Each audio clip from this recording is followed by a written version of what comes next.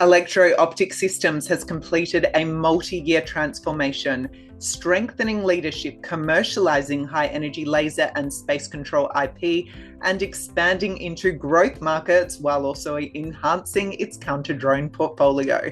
With an unconditional backlog of $459.1 million, EOS has recently outlined in its full-year results how it's positioned for global growth across NATO, the US, Europe, and the Middle East. I'm joined today by the CEO and Managing Director of Electro Optic Systems to discuss how the company is accelerating market traction following its turnaround. Andreas, welcome back to the Stock Network. Hey, Lel, many thanks for inviting me for this interesting round. It certainly has been a very interesting period for the company. And in terms of your most recent announcement, it's really shown that you've refocused on counter-drone systems, high-energy lasers and space control, sold non-core assets and strengthened your balance sheet. In terms of the year ahead, what are your key focus areas going to look like? It's twofold. Obviously, we want to execute on an excellent order book, which is with $459 million, quite a record high.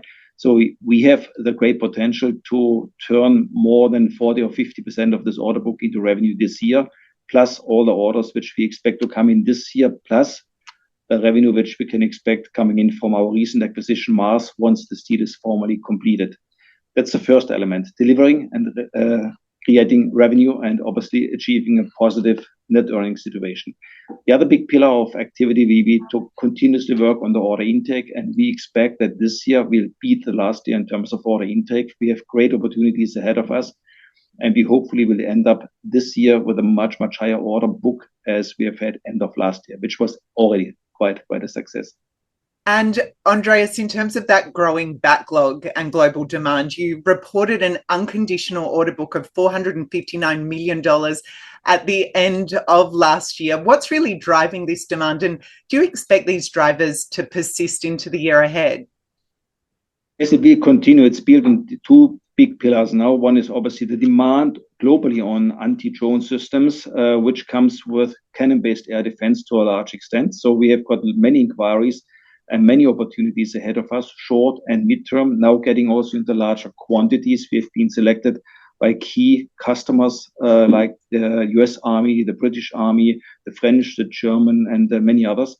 So that is a big driver, but obviously now even more after we have signed the first contracts for high energy laser weapons. And as we have opened as the only company worldwide serial production facility for high energy laser weapons, we are in the pole position to sign new contracts. And that's obviously something which is in the focus of this year, to sign something before the year ends in the domain of high energy laser weapon. And there's only one competitor with us on the market, in the global market. So that is giving us lots of confidence.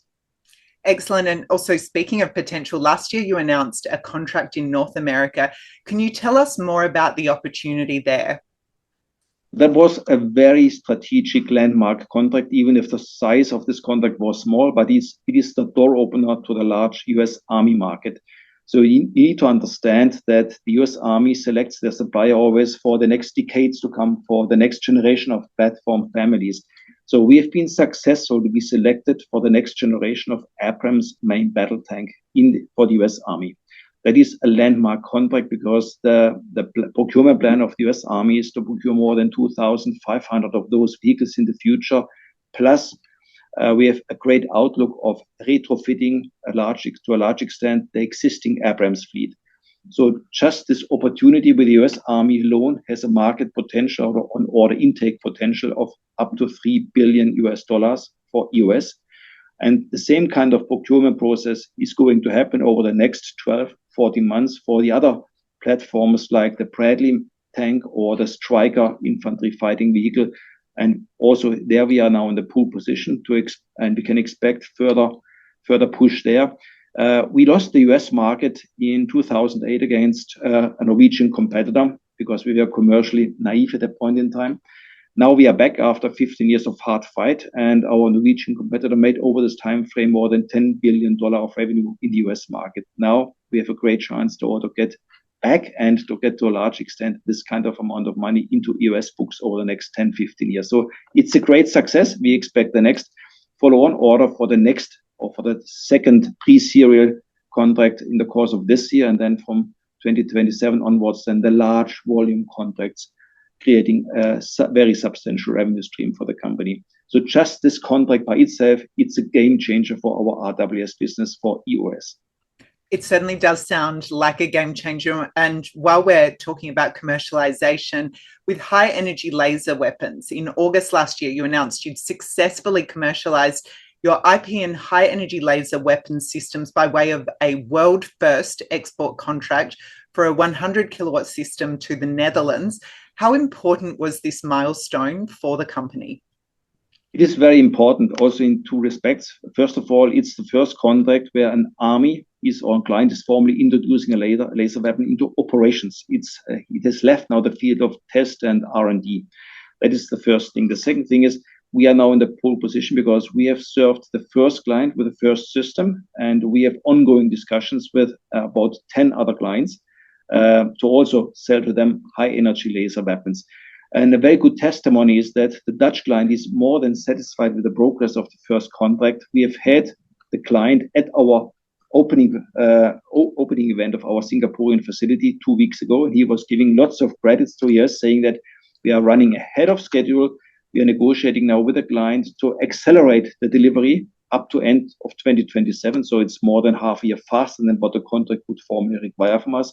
He is ready to upgrade the contract by adding features such as navigation to it, and he is ready to start the negotiations for further laser units to come. And moreover, the Dutch government is planning to formally release an additional budget, defense budget, just for high energy laser weapon procurement of 3 billion euro over the next 6 years.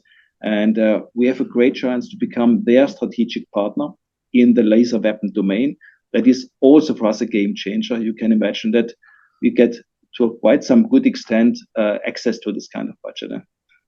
Excellent. And finally, Andreas, when it comes to building an integrated counter-drone ecosystem, you recently announced that you'd agreed to acquire Mars, a provider of AI-enabled command and control systems.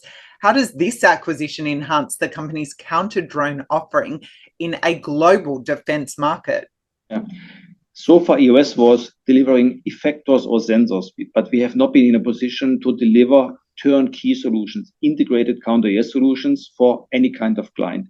That has changed now. With the acquisition of Mars, we are in the same league as all the big primes, offering end-to-end systems. But we have the advantage that Mars has developed a very modern, highly innovative system, which is tailored for standalone solutions like protection of airports, critical assets like nuclear power stations. So it comes in for a price which is only a fraction of a price you have to pay if you buy an integrated system from one of the big primes. So it's highly attractive, and it opens for us up the market in homeland security and also in commercial terms like commercial airport operators. That is unique. Now we have this vertical integration done, and it opens up many more sales opportunities also for our effectors, cannon-based RWS and the laser weapon business. And we can help Mars to reach out into other regions where they have never been present. Mars is one of the few market leaders, but they are extremely active in the Middle East. For example, they protect all the palaces of the Saudi king, all the Saudi Aramco installations, Bahrain, Qatar, Kuwait, UAE. They are very strong there, but they never reached out to Europe. And the key limitation was they had not the financing, not the balance sheet strength to serve even for big bonds or for performance bonds. We can give this kind of financial strength to them, opening up instantaneously great opportunities for them to further expand. So that is for us also an extremely strategic step forward. Andreas, it's certainly been a very busy period for the company, and I look forward to seeing what happens next in the year ahead. Thanks for your time and interest, Len.